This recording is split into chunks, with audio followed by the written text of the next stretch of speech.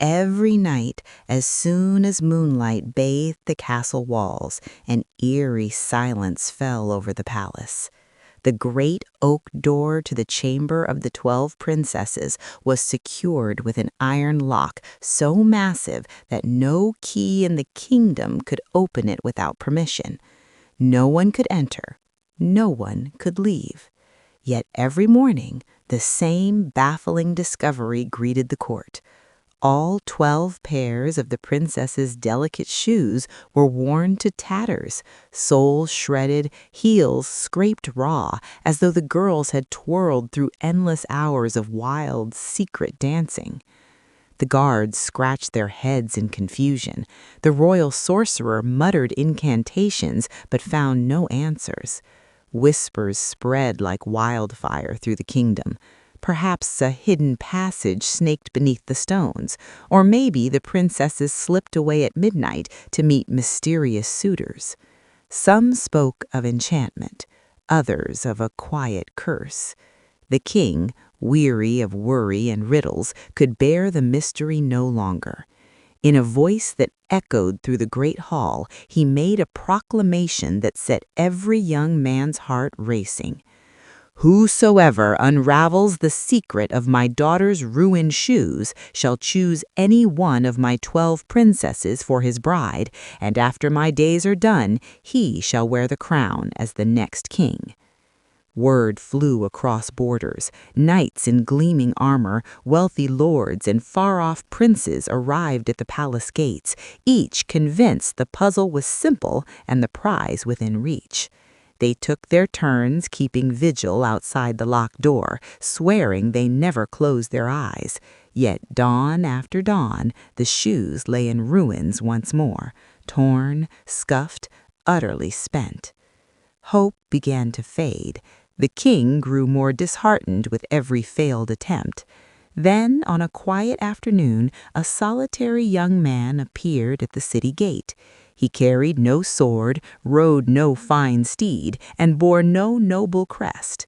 He was plain-spoken, gentle-eyed, and carried himself with a calm certainty that made people turn to look twice. When the guards chuckled at his request to see the king, the monarch, out of options and desperate, granted him a chance. On the road to the palace, the young man noticed an old woman resting beside the path. Her silver hair gleamed in the sunlight. Her gaze seemed to pierce straight through to his soul.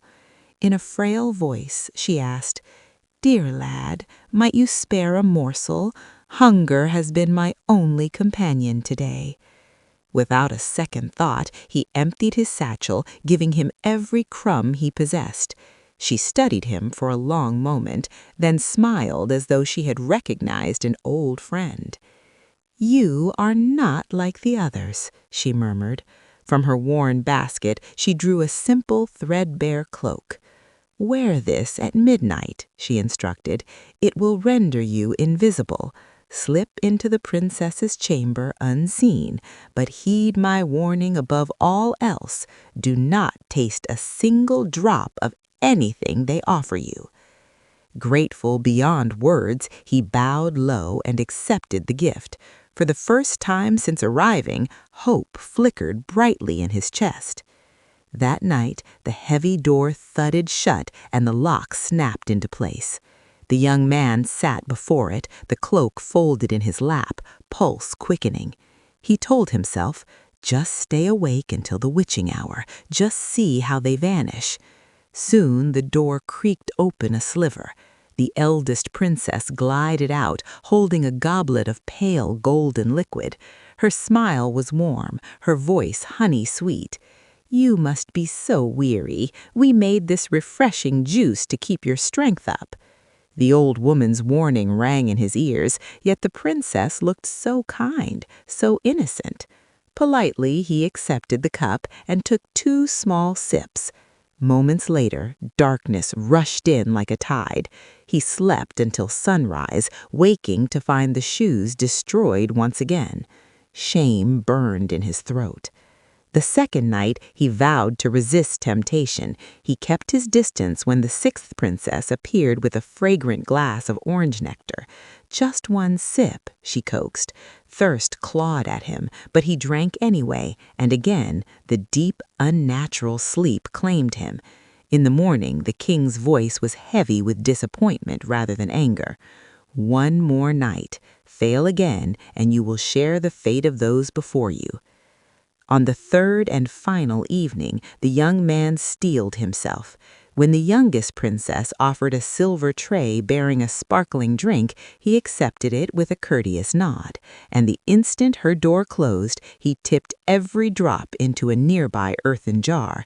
Then he drew the cloak around his shoulders, a cool shiver raced over his skin, and when he glanced down, his body had vanished entirely. He eased the door open. Inside, the 12 princesses were alive with excitement, slipping into shimmering gowns and brand-new slippers. The eldest glanced toward the hallway and whispered, "He's fast asleep again." To reassure them, the young man let out a loud, theatrical snore from the shadows. Smiling, they believed him defeated. The eldest approached her bed, tapped the frame 3 times, and the floor trembled. The bed slid aside, revealing a dark staircase spiraling downward into the unknown. One by one, the princesses descended, their gowns trailing like moonlight. Invisible, the young man followed close behind. At the bottom lay a breathtaking sight, an enchanted forest where every leaf was forged of pure silver. Moonlight turned the canopy into a living constellation. He quietly plucked a single silver leaf and tucked it away. The path led to a glassy river where 12 swan-shaped boats waited, each guided by a handsome prince. The young man slipped onto the last boat. The prince frowned. "This vessel feels heavier tonight," but the princess beside him laughed it off. "You're imagining things." The boats glided to a radiant palace alive with music and laughter. In the grand ballroom, the princesses danced without pause, shoes striking the polished floor again and again. The young man watched from the shadows as the new slippers slowly wore away. Mystery solved. Later, hunger tugged at him. He reached for a slice of cake. It lifted into the air.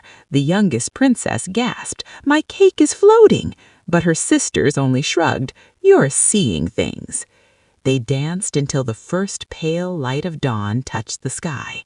Then they returned the way they had come, boats, forest, stairs, slipping back into their room just as the castle stirred. The young man carried 2 undeniable proofs, the silver leaf and a golden goblet he had quietly taken from the ballroom table. At sunrise, he returned to his chamber. When the king entered later that morning, the young man met his gaze steadily. "Your Majesty," he said, "I have discovered the truth."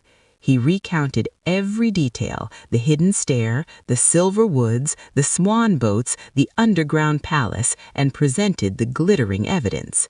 The king summoned his daughters. When they saw the leaf and goblet, color streamed from their faces. The eldest stepped forward. "Father, it is all true. The underground realm is so beautiful, so joyful. We never meant harm."